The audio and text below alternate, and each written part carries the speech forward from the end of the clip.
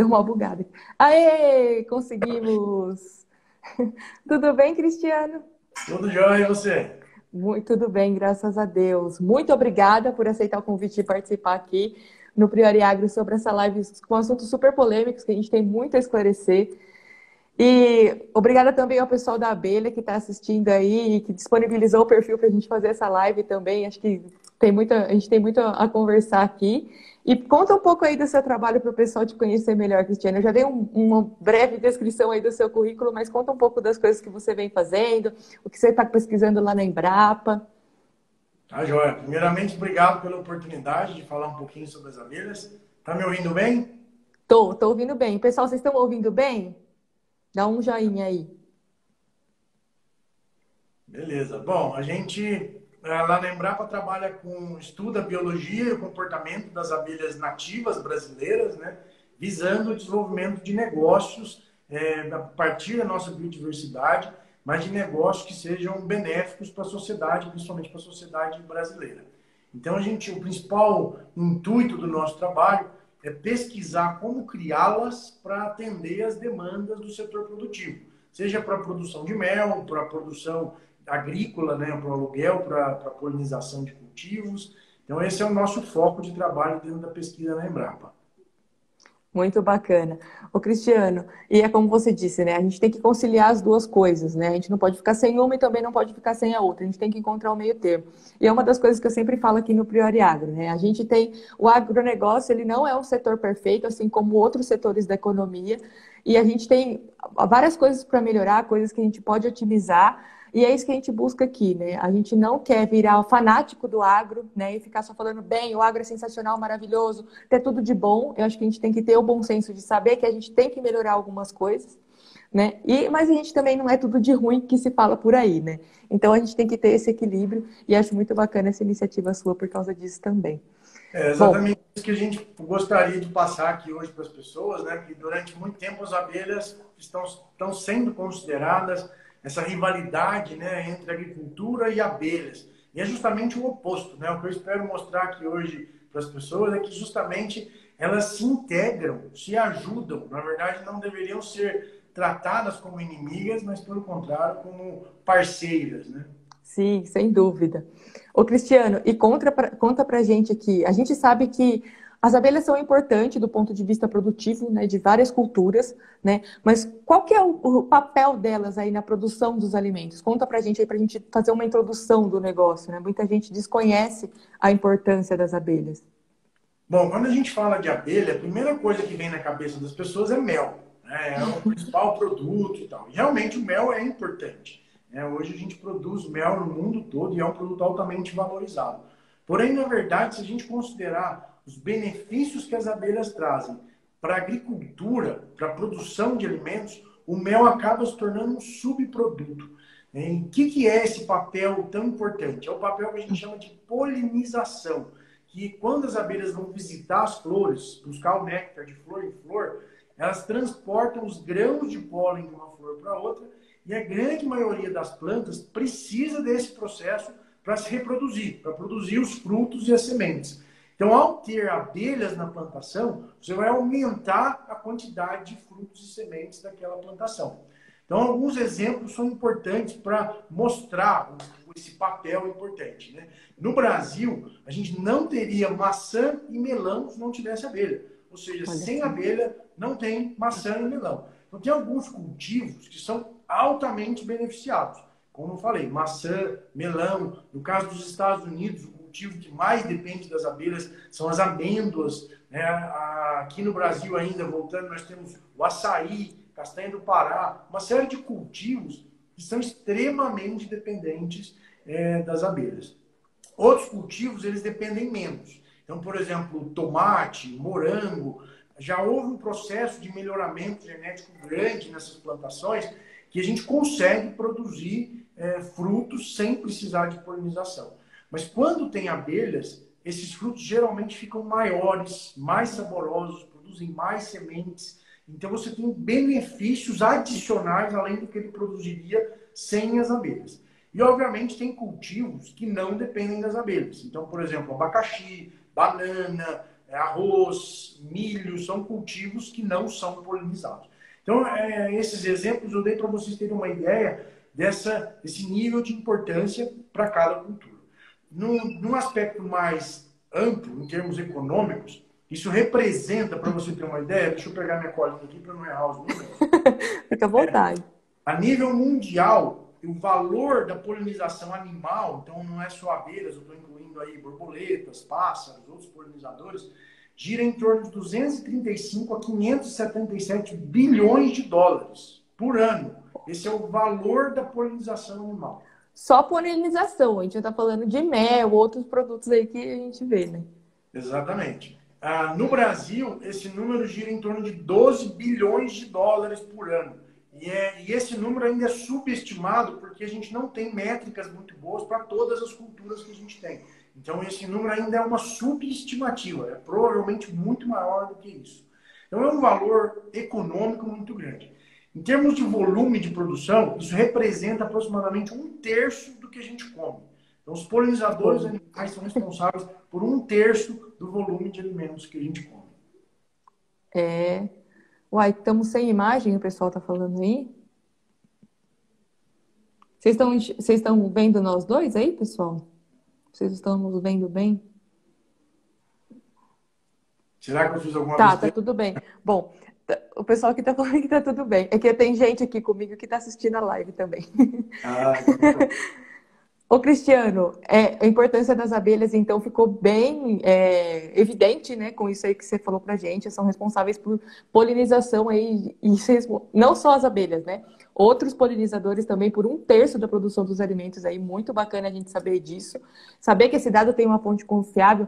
Mas tem muita gente que fala, Cristiano, que as abelhas estão em extinção. E se as abelhas estiverem em extinção, nós estamos correndo o risco aí de perder esse 1/3 do que a gente produz, né? Conta um pouco mais pra gente se esse risco realmente existe das abelhas entrarem em extinção, o que você conhece sobre esse assunto? Bom, antes da gente entrar nesse assunto que é muito importante, é preciso esclarecer que quando a gente fala de abelhas, a gente está falando de um universo enorme, uma diversidade de espécies muito grande. No mundo, são mais ou menos 20 mil, mais de 20 mil espécies de abelhas. Estima-se cerca de 25 mil ao todo de espécies diferentes de abelhas. Então, quando a gente fala abelha, a maioria das pessoas imagina aquela abelha amarelinha listrada de preto que ferrou a gente. Aquela é uma única espécie dentro desse universo enorme de espécies que a gente tem. Então, falar que as abelhas estão em extinção, a gente tem que separar um pouco essas coisas. Essa abelha que a gente conhece, que produz mel, que é a mais abundante no mundo todo, manejada pelo homem, essa espécie não está em extinção. Então, isso é bem importante deixar claro. Existem alguns lugares do mundo em que há diminuição nas populações dessa espécie. Mas a nível global, na verdade, nós nunca tivemos tantas colmeias como nós temos agora. Então, eu vou pegar outra colinha aqui para não errar os números.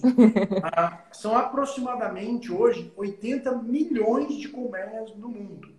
No Brasil, são 2,2 milhões de colmeias manejadas, criadas para fins de produção de mel ou polinização da agricultura. Então, essa espécie ela não está em extinção. Mas teve alguns lugares que a população dela vem diminuindo ao longo do tempo. Então, os exemplos são Estados Unidos, Alemanha e a ex-União Soviética, a região da ex-União Soviética, né, principalmente a Rússia, onde a gente teve um decréscimo grande ao longo dos últimos 50 anos.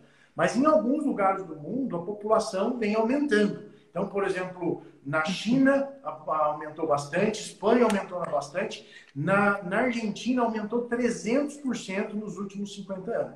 Então, a gente tem um crescimento em alguns lugares e uma diminuição em outros. De uma forma geral, ela está segura, está a salvo. Ela enfrenta problemas. Nesses lugares onde a população vem diminuindo, existem hoje programas para poder avaliar o que está afetando essas abelhas, melhorar as práticas de manejo, os cuidados com as abelhas, mas de uma forma global essa espécie está bem protegida. Agora, quando nós vamos falar das espécies nativas, as espécies silvestres, esse restante das mais de 20 mil espécies que a gente tem, aí sim nós temos problemas graves. Na União Europeia, onde a gente tem dados mais robustos, são 9% das espécies de abelhas estão consideradas em ameaça de extinção na região da União Europeia. Se a gente olhar as listas de espécies ameaçadas de alguns países da Europa, cerca de 50% das espécies de abelhas daquele continente estão em alguma lista de espécies ameaçadas de extinção. Então, quando a gente olha para as espécies nativas, aí sim a gente tem problemas severos. No Brasil, a gente tem uma lista oficial organizada pelo Instituto Chico Mendes, em que constam 5 espécies de abelhas, sendo 4 delas as abelhas nativas sem ferrão e uma abelha solitária. Mas a gente acredita que essa lista ela é subestimada. Provavelmente tem mais espécies que mereceriam estar sendo olhadas com atenção. Então, provavelmente esse número é maior do que a gente tem nas listas oficiais. Bacana. Ô, Cristiano, e aí o pessoal está perguntando. Pessoal, vocês podem enviar as perguntas aqui no comentário. Quem quiser pode enviar aqui também nesse cardzinho com um ponto de interrogação. Eu estou anotando aqui algumas que vão passando para eu ir fazendo para o Cristiano ao longo da live, tá? Então, assim, não sei se nós vamos conseguir responder todas, mas acho que quem tiver mais alguma dúvida depois pode entrar em contato com o pessoal da Abelha.org e também eu posso repassar essas dúvidas para ele responder. Ô, Cristiano, então você falou que as nativas... a gente tem 5 espécies, né? E essas que vêm de fora, as exóticas, elas comprometem o desenvolvimento dessas nativas? É uma pergunta que tinha aqui, que o pessoal fez nos comentários. Excelente pergunta, porque muito tem se questionado, então, sobre o que está causando a extinção dessas espécies. Qual é o grande vilão? Qual é o grande problema? E há uma associação quase que automática em que, quando o problema das abelhas são os agrotóxicos, né? Então, isso é uma falácia muito forte, né? Uma imagem muito forte que as pessoas imaginam logo de cara.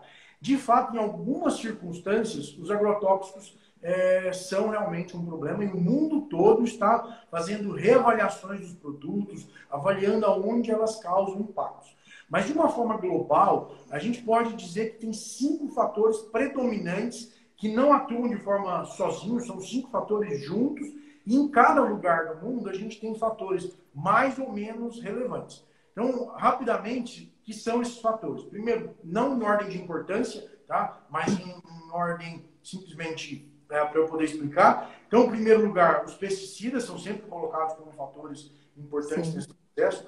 A perda de habitats, doenças e pragas, competição com espécies invasoras, aquilo que você acabou de perguntar. E o aquecimento global, as mudanças climáticas que a gente está vendo.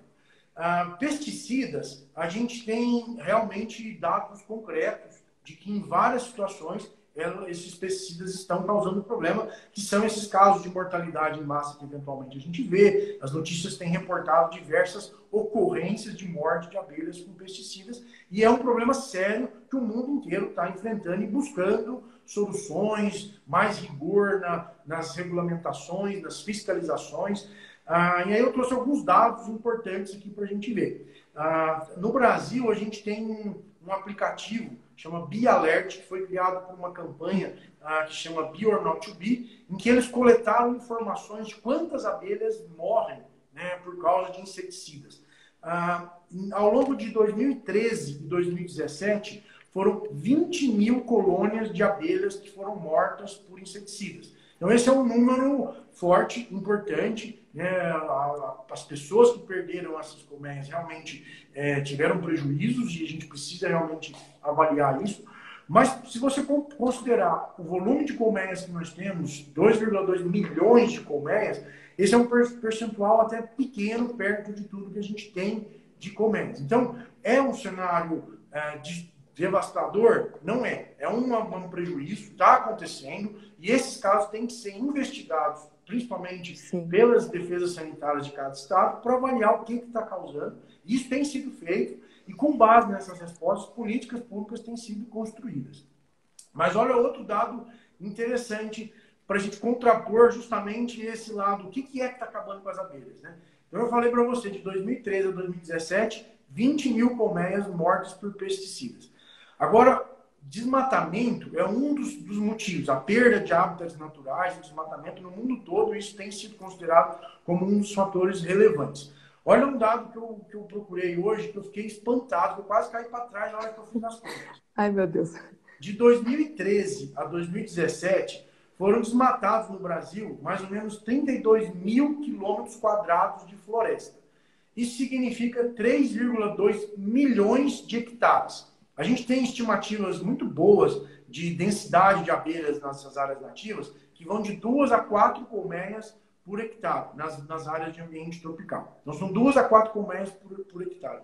Então, no mesmo período em que a gente perdeu 20 mil colmeias por agrotóxicos, nós perdemos de 6,4 a 12,8 milhões de colmeias por causa do desmatamento. Então, assim, eu não estou querendo dizer que pesticida é irrelevante, não é um problema sério. Ele é um problema sério porque muitos apicultores perderam colmeias por causa disso. Mas nós não podemos colocar toda a culpa em cima dos agrotóxicos e deixar os outros fatores de lado, porque eles são tão ou mais relevantes para essa conservação de abelhas. Só para pegar o gancho da pergunta, né, da pessoa, a gente tem problemas também de competição com espécies invasoras. Então, no Brasil, obviamente, a abelha africanizada, que não é nativa do Brasil, compete com as abelhas nativas. E em algumas circunstâncias em que os apicultores levam grandes quantidades de colmeias para áreas de conservação ou próximo a áreas de conservação, isso pode sim ter um efeito negativo nas populações locais, mas o principal problema é a transmissão de doenças. As abelhas exóticas, quando a gente leva ela para um lugar onde ela não é nativa, elas levam doenças. Então tem um caso muito interessante e recém-descoberto na Patagônia da Argentina, em que as mamangavas introduzidas no Chile desceram naturalmente até a Patagônia e levaram um protozoário que essas espécies manejadas que foram introduzidas, elas lidam razoavelmente bem com esse protozoário. Mas as espécies nativas que não estavam acostumadas a lidar com esse protozoário, agora estão em declínio grave, estão quase em extinção. Isso é uma das espécies mais bonitas de mamangavas que a gente tem, uma das maiores do mundo, e só tem lá na Patagônia. Então esse é um dos exemplos para mostrar como são vários fatores interagindo e ameaçando as populações naturais de abelhas. Sim. Elas não estão acostumadas, né? Vem uma coisa externa, né? E é natural que elas não tenham a resistência, né, a esse patógeno, a gente acaba vendo isso. A gente está comentando começamos a fazer alguns comentários sobre agrotóxicos, né? E aí eu queria saber, né? Todos os agrotóxicos afetam as abelhas, todas as aplicações. Conta um pouco disso aí pra gente, Cristiano, para a gente entender como é que funciona. Bom, de uma forma geral, quando a gente fala de pesticidas, a gente tem efeitos quase que óbvios em cima de abelhas, que são insetos. Então, a maioria dos inseticidas, os inseticidas foram feitos para matar insetos. Então, obviamente, se houver um contato entre a abelha e esse produto, a chance de a gente ter problemas é bem provável, né? Então, o que a gente trabalha é com uma análise de risco para evitar que esse produto entre em contato com as abelhas. Então, existem vários mecanismos de ação do próprio produto ou do sistema de aplicação que você tem que adotar para que esse produto não chegue às abelhas e não represente um risco para elas. Por mais que o produto seja perigoso, se ele for usado corretamente, dentro dos princípios e das regulamentações existentes, eles não necessariamente geram risco para as abelhas. Vou dar um exemplo bem claro, né? O fipronil é um dos produtos que está em maior discussão em relação às abelhas. Ele é um produto altamente tóxico para insetos sociais. Ele foi desenhado, na verdade, para isso, porque alguns indivíduos sendo contaminados, eles levam esse produto para dentro da colônia e acabam matando a colônia toda. Então, esse é o princípio de funcionamento. Se você aplica o fipronil numa pulverização aérea, em cima de uma plantação de laranja florida, cheia de abelhas, a probabilidade de você ter problema é muito alto, né? Então, o risco é muito alto. Mas esse mesmo produto, ele tem sido empregado, por exemplo, para iscas de formigas cortadeiras, né, para saúva. E aí ele é aplicado em forma de bolotinhas no trilho da formiga, ela leva isso para a colônia e vai controlar a formiga da sua plantação. Essa forma de aplicação, aplicando corretamente, o fipronil, que é um produto altamente perigoso para as abelhas, nessa forma de aplicação, ele tem baixíssimo risco de afetar qualquer abelha. Então, esse é só um exemplo simples, né, para explicar toda essa complexidade que a gente olha para a agricultura.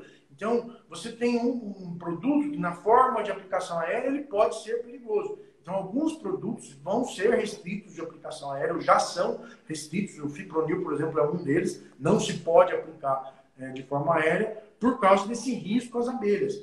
Alguns produtos que a gente chama de neonicotinoides, que são produtos de ação sistêmica na planta, eles já têm uso restrito no Brasil durante períodos de floração. É proibido pulverizar esses produtos durante a floração para não afetar abelhas.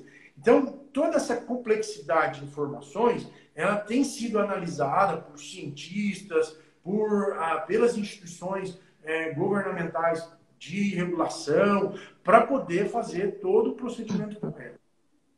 Porque a gente sempre vê, né, os defensivos como sendo os vilões sempre da história, defensivos sempre prejudica a abelha. Só que, por um outro lado, de alguma forma a gente precisa dos defensivos para produzir, né? No nosso sistema de produção nós precisamos. Então nós temos que aliar as formas corretas de aplicação nos momentos que não vão prejudicar as abelhas, que são benéficas para nós, como o Cristiano já explicou aqui nessa live. E a gente tem que ajustar as aplicações e acho que conscientizar cada vez mais o produtor, né? Esse é um papel muito, acredito, dos técnicos, das empresas que estão aí vendendo defensivos, agrotóxicos, pesticidas. Cabe a eles também essa responsabilidade, ao meu ver, além dos órgãos públicos, né? Extensão e, enfim... Vamos tentar conciliar, tem que ter um meio termo, né? A gente tem que conscientizar a turma. E aí, como você falou, a pulverização aérea também depende de quando a gente vai fazer isso, né? Não, se você fizer isso numa época que você vai realmente afetar as colmeias em si, ou a plantação numa fase em que as abelhas estiverem lá, realmente isso pode ser prejudicial. Bacana demais. Tem algumas perguntas aqui. Vamos aproveitar que você está falando dos defensivos, a gente sempre vê liberação de novos defensivos, né? E por questões políticas, né? Cada vez isso é mais agredido, né? Aí a gente sempre vê essa movimentação. O público leigo em agronegócio não conhece, né, esse mundo do lado de cá do agronegócio, então eles ficam sempre muito assustados. É veneno, é veneno, é veneno, é veneno. Explica para mim, por favor, Cristiano, como que essas novas liberações têm impactado nas abelhas, por favor? Bom, essa é uma pergunta muito importante, primeiro, porque é bem atual, né? É um movimento que está acontecendo já nos últimos 2 anos, né?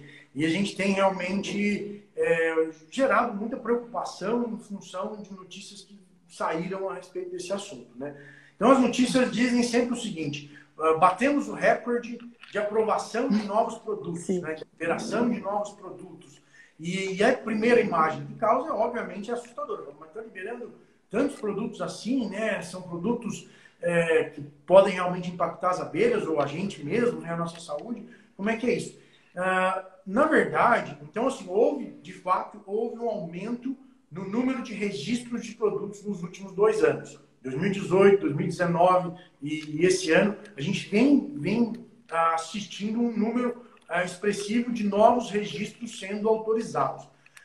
Mas, na verdade, a maioria desses registros não são de novos produtos. Então, isso é uma separação muito importante que a gente tem que entender. O registro é a autorização que o Ministério da Agricultura dá para determinada empresa produzir aquele produto. Mas a maioria desses produtos já existem no mercado. Ou seja, nós estamos autorizando novas empresas a produzir o mesmo produto. E o objetivo é muito simples, é você gerar competição, reduzir os custos desses produtos, melhorar, diminuir o custo de produção, né?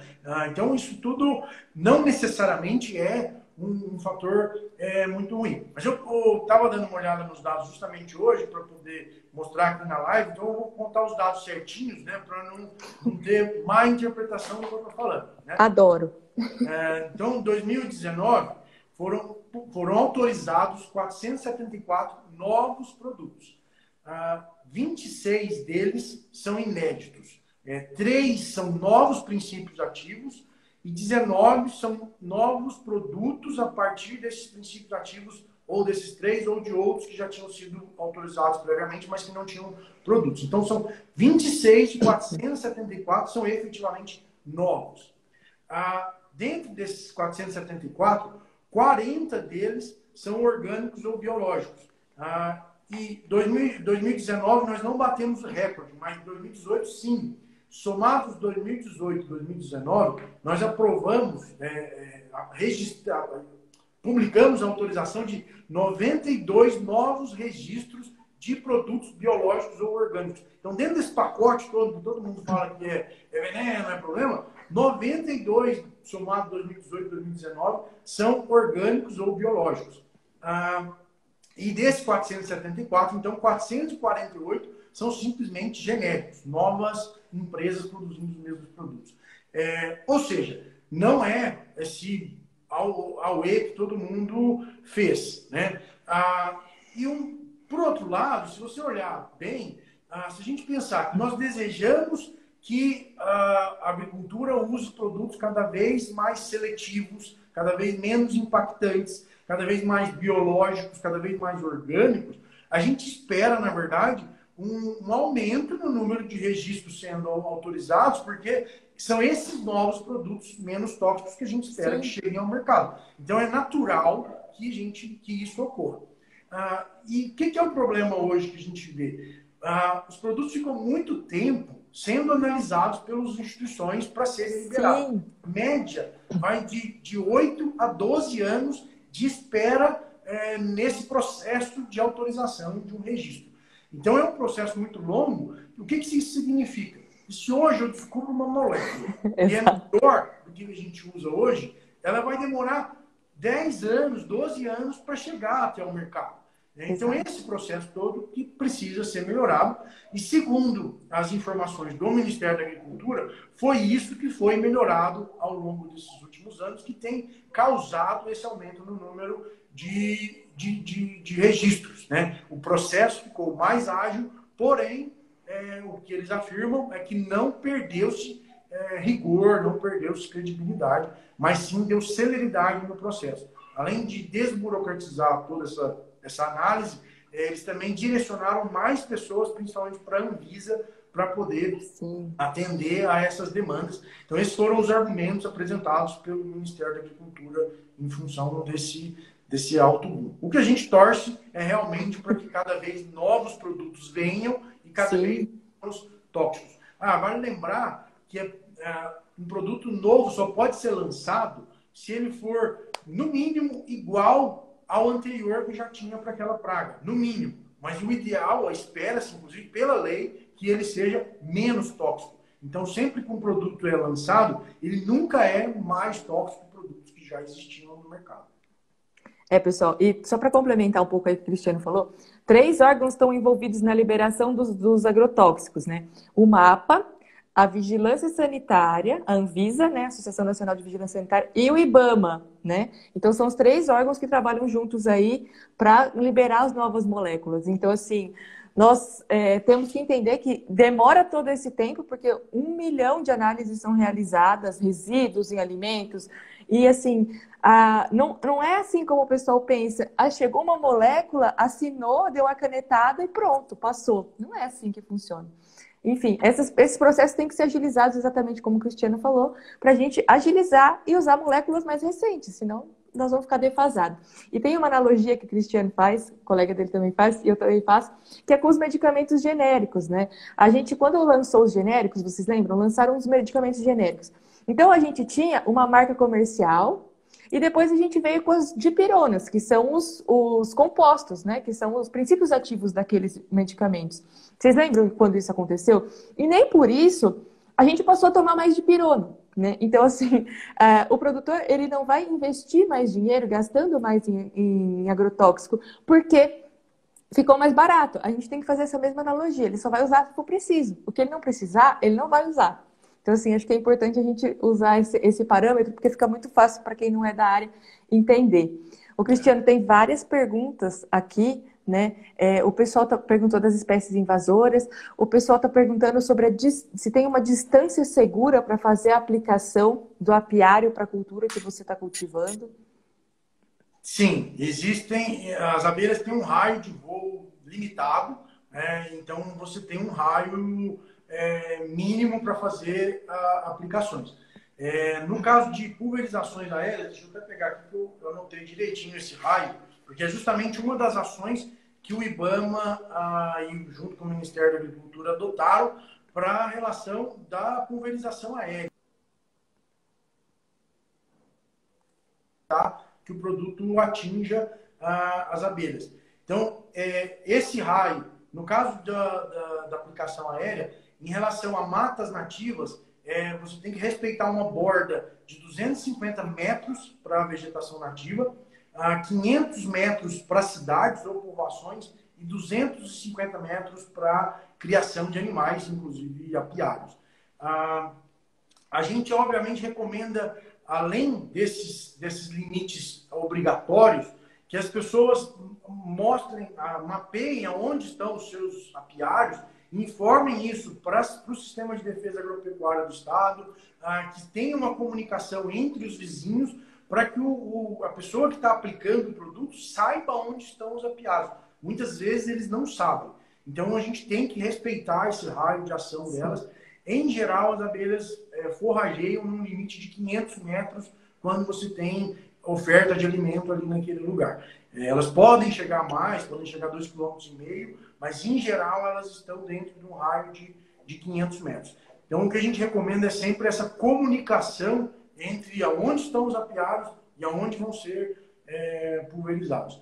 Tem um caso que eu gosto de contar, que é algumas usinas de cana-de-açúcar estão adotando sistemas automáticos de pulverização, com pulverização aérea, que eles colocam no mapa aonde estão os apiários e automaticamente o pulverizador desliga ao se aproximar de um raio de ação daquelas abelhas. Bacana. Então é um exemplo de como a tecnologia pode trazer soluções para esses problemas que eventualmente acontecem. Bacana demais. Tem várias perguntas aqui, ó. Existe mais apis mellifera em apiário ou na natureza ou nas cidades? Porque tem muita gente que cultiva abelha nas cidades também, né? Conta um pouco aí pra gente, Cristiano. Bom, certamente tem mais abelhas em apiários e nas próprias cidades, mas também tem as abelhas africanizadas também se espalharam pelos ambientes naturais. Então, mas certamente a densidade é bem maior nos apiários manejados, né? Como eu disse, são mais ou menos 2,2 milhões de colmeias no Brasil. O estado que mais tem é no Rio Grande do Sul, são 500 mil colmeias só no Rio Grande do Sul. Então, realmente, a densidade de abelhas é sempre maior em apiários. Em áreas naturais, ela geralmente é em torno de uma colmeia por hectare, por aí. Então, é uma densidade bem menor em áreas de ambiente nativo. O Cristiano tem mais aqui, ó. Por que as meliponas são mais criadas em meliponários no norte do Brasil do que em outras regiões? Tem alguma regionalização de espécies? Conta um pouco para nós, por favor. Tem uma regionalização, então cada região tem as suas espécies endêmicas que se adaptam melhor a cada lugar. A gente tem melíponas, né, essas abelhas sem ferrão de grande porte, no Brasil todo.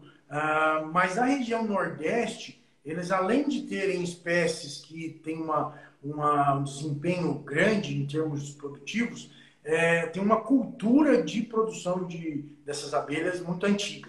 Então, é uma tradição já forte, por isso que lá é mais comum, as criações são maiores, então há uma relação melhor.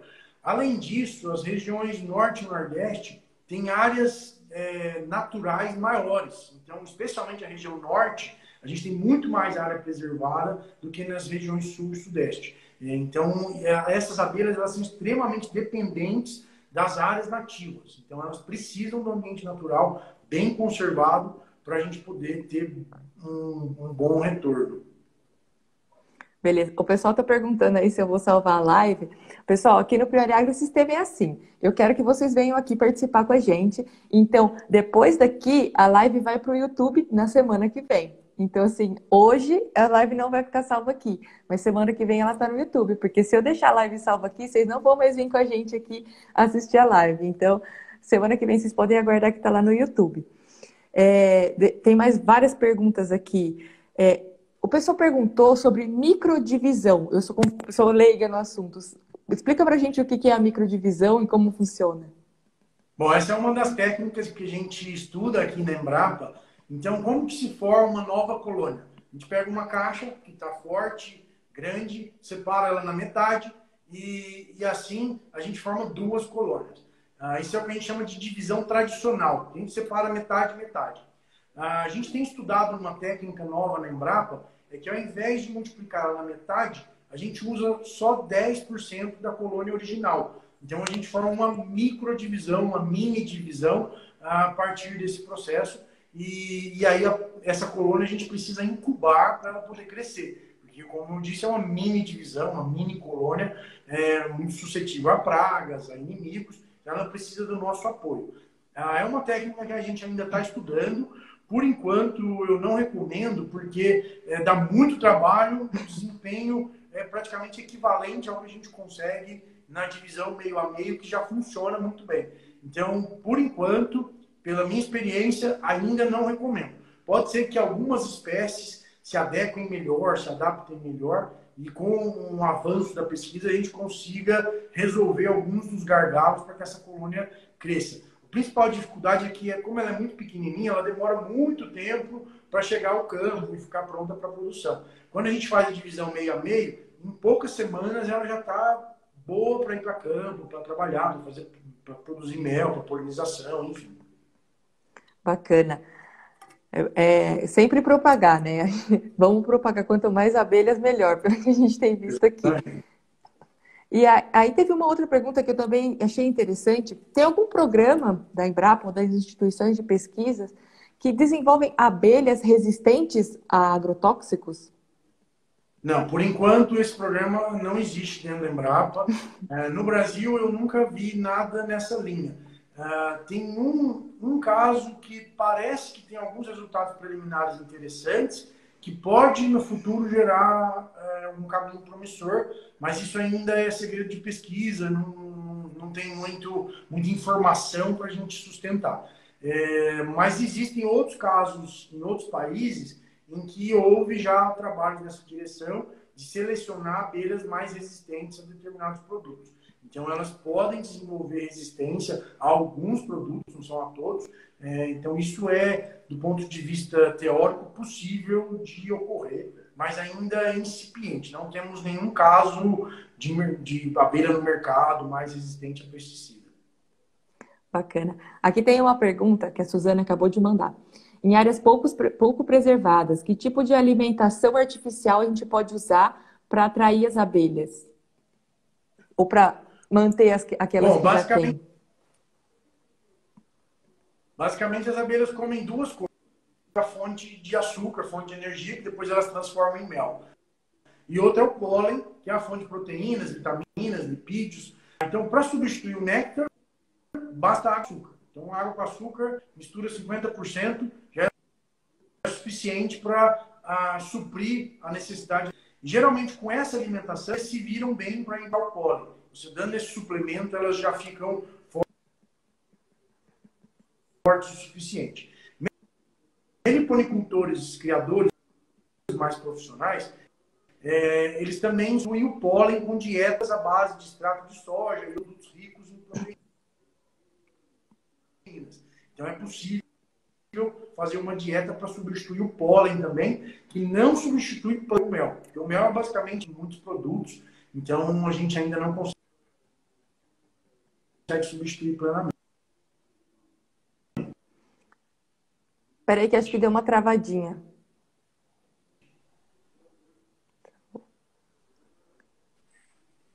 Voltou. Acho que deu uma travadinha, mas deu para ouvir. Vocês conseguiram ouvir, pessoal? Nossa, tem várias perguntas aqui. Deixa eu voltar. Será que voltou? Voltei? Voltou. O pessoal falou que você tinha dado uma travadinha, mas agora voltou. Ô, Cristiano, tem várias perguntas aqui. Tem várias perguntas aqui Porque a gente tem visto que lá nos Estados Unidos e na Europa tem a tal da vespa asiática que está destruindo algumas colmeias, né, de abelhas. A gente tem isso no Brasil? Tem algum predador das abelhas que a gente possa que a gente deva se preocupar, alguma coisa assim? Não, na Conseguiu. verdade, essa história da Vespa Asiática explodiu como um fenômeno, né? E todo mundo replicou essa notícia e tal, mas tudo indica que ela não chegou efetivamente aos Estados Unidos, como algumas notícias levantaram. Então, ela ainda está restrita à Ásia e ao europeu e esses lugares, ainda não chegou aqui. Chegar, é possível que ela tenha uns problemas, mas não é provável que ela se torne uma tão horrorosa quanto se levantou. Nem risco para o ser humano. Vale lembrar que nós temos a vespa gigante, mas nós temos marimbondos enormes com venenos super potentes no Brasil também. Todo ambiente tropical é rico em com um poder de veneno muito forte. Então, não tem motivo para nenhum alarde exagerado. Nós já estamos mais do que acostumados a lidar com vespas que são perigosas, que têm veneno forte, que ferrou. Não é nenhum motivo para ter alarde. Um acompanhamento, se ela ou no Brasil ou na América, para avaliar como controlar e como lidar com essa situação. É um risco iminente que a gente vive. A qualquer momento ela pode entrar via transporte que a gente tem no mundo. Pessoal, só para conferir o áudio, vocês estão ouvindo bem? Fala alguma coisa aí, Cristiano, para a gente ver se eles estão te ouvindo bem. Alô, 1, 2, 3, testando. Acho que sim. Não, é porque às vezes tá dando uma falhadinha. Enfim, agora tá ok.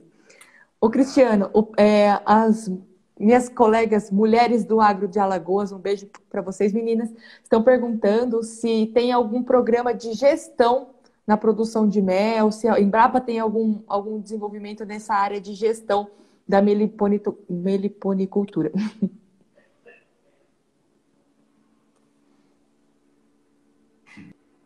Essa palavra meliponicultura é difícil mesmo. Melhor criação das abelhas sem ferrão, que sai mais fácil. É difícil. Agora sim, tá travando um pouquinho aí. Tá Bom, carregando, vamos peraí. lá. A Embrapa em si, ela não... Peraí que tá carregando. Deixa carregar mais um pouquinho, porque eu não tô te vendo direito. Aí, agora acho que voltou. Travou? Agora sim. Agora tá de boa. Voltou? Sim. Então, vamos lá. A Embrapa em si não tem um programa de gestão dos criadores.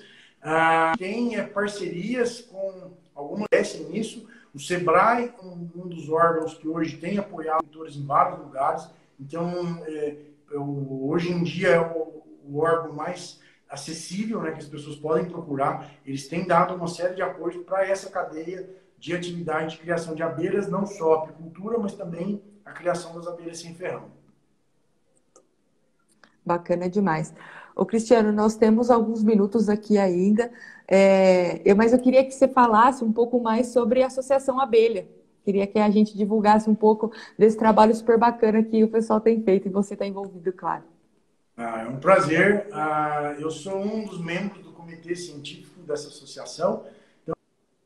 Então, foi uma associação que surgiu há mais ou menos 5 anos atrás, justamente para lidar com essa falta de informações muitas vezes superficiais sobre toda essa relação abelhas e agricultura. Então, ela é uma entidade que foi formada com o objetivo de levar informações para as pessoas com base na ciência. Travou um pouquinho, peraí.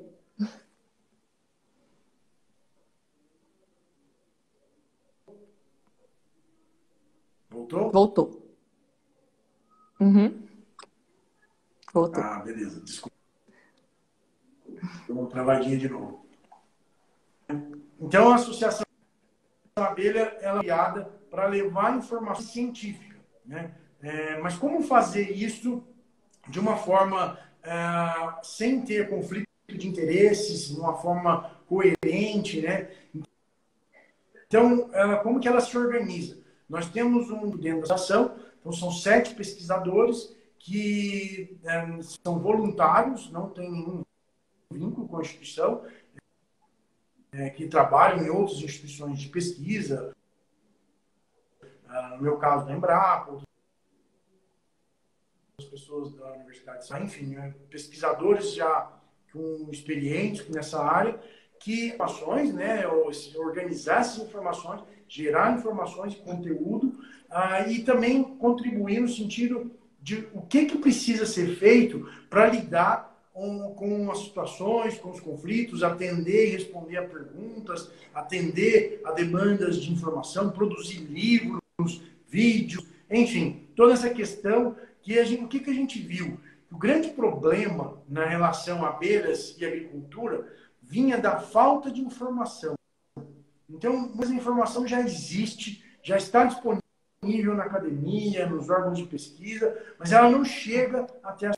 Então, na minha visão, ao longo desses 5 anos de existência, a Associação Abelha tem feito um trabalho realmente incrível de gerar informações para as pessoas poderem se instruir melhor, se informar melhor, e para todo tipo de público. A gente produz livros para ensinar pessoas a criar abelhas em casa, a gente produz livros mostrando que plantas são boas para as abelhas, vídeos educativos, enfim, uma série de Travou um pouquinho, peraí.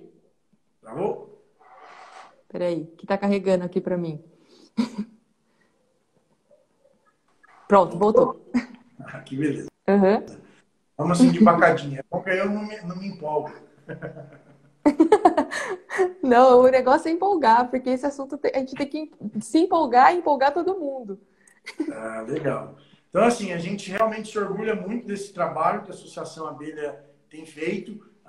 Eu acho que vale a pena visitar o site para conhecer os materiais. Tem muita coisa bonita, com uma qualidade visual incrível e de informação sempre baseada na ciência. Então, toda a informação que sai lá é respaldada por pesquisadores que avaliam o que está saindo, que julgam o que está saindo, que ajudam a atender as demandas da sociedade.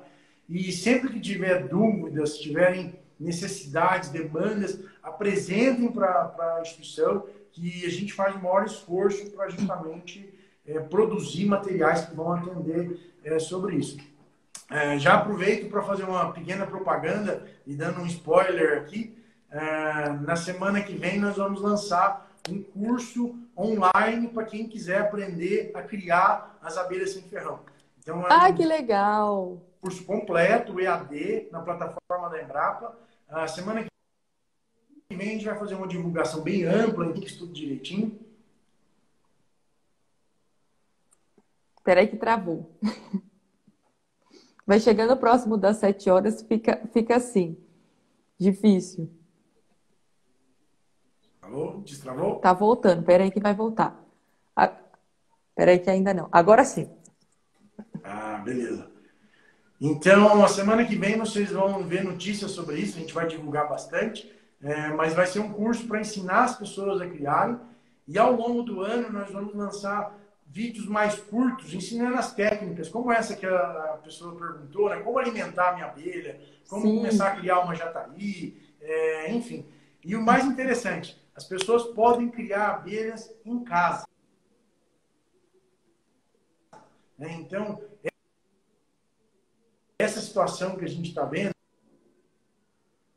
e essas perguntas, muitas pessoas agora se perguntam, como eu posso fazer para ajudar as abelhas? Exato. Você pode criar as abelhas nativas do Brasil, não tem ferrão, são inofensivas, produzem um mel, elas seja cada vez mais fácil.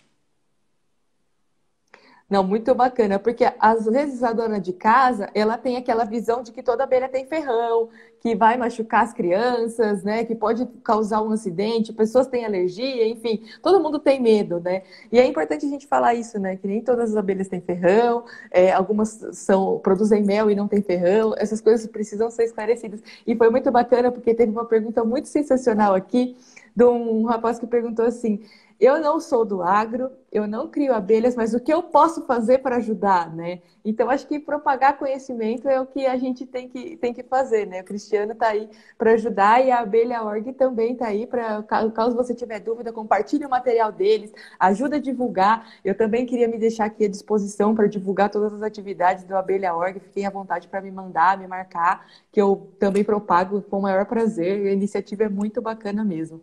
Ô, Cristiano, nós estamos chegando no final, né? Eu acho que foi muito bacana a nossa live. Muito obrigada por ter participado. Eu acho que a Abelha Org e o Prioriagro estão muito alinhados aí nesse compromisso de propagar informação com referência científica, né? Com comprovação científica. Eu não falo nada aqui no Prioriagro que não esteja comprovado cientificamente. Eu estudo muito, né? Que eu falo de todos os assuntos. E acho que a gente também tem que ter esse bom senso, como eu falei no início da live, para quem não estava, de entender que nem todos os lados são perfeitos, né? O agronegócio não é perfeito, a criação de abelhas também não é perfeita, enfim, nenhum setor é perfeito e a gente tem que sempre procurar melhorar. Então, eu vou deixar aí para você dar as palavras finais e para a gente se despedir e agradecer essa turma maravilhosa que acompanhou a gente aqui.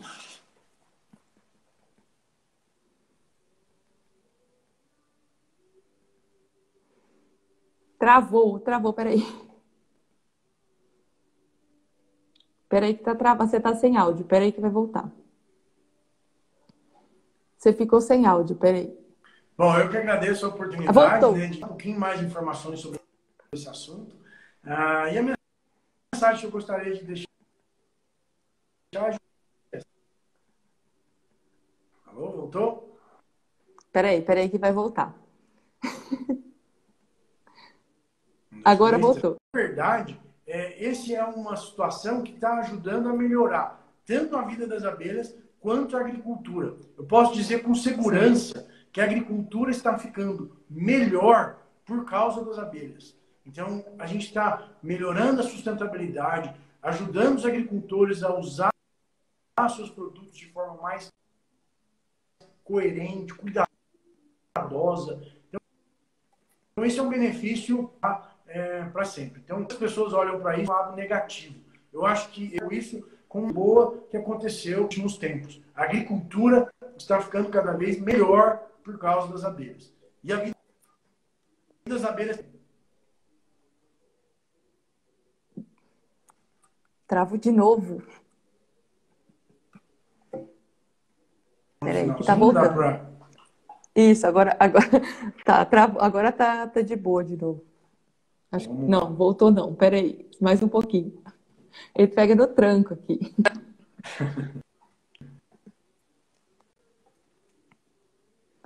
Aí, agora voltou. Voltou? Tá. Parece que sim. Ótimo. Bom, é isso. A mensagem final é essa. A minha opinião, as abelhas estão ajudando a agricultura realmente a se tornar cada vez mais sustentável, né? E o Brasil, apesar de muitos comentários negativos, a gente está fazendo um trabalho incrível com a ajuda do IBAMA, as instituições federais estão realmente funcionando e tornando realmente a agricultura cada vez mais forte e sustentável, que é muito importante, com a presença das abelhas. É isso aí, acho que a gente tem que sempre buscar sustentabilidade. Pessoal, queria agradecer mais uma vez o Cristiano e agradecer todo mundo que esteve aqui na live. Para quem não compareceu, na semana que vem o vídeo está lá no YouTube para vocês acompanharem, beleza? Cristiano, muito obrigada mais uma vez. Um abraço aí para o Guilherme da Abelha, se estiver assistindo a gente também. Obrigada aí por ceder o perfil. E até a próxima. Amanhã, pessoal, tem uma live sobre dieta carnívora aqui no Prioriagro. E eu aguardo vocês. Obrigadão, Cristiano. Um abraço. Grande abraço. Tchau, tchau.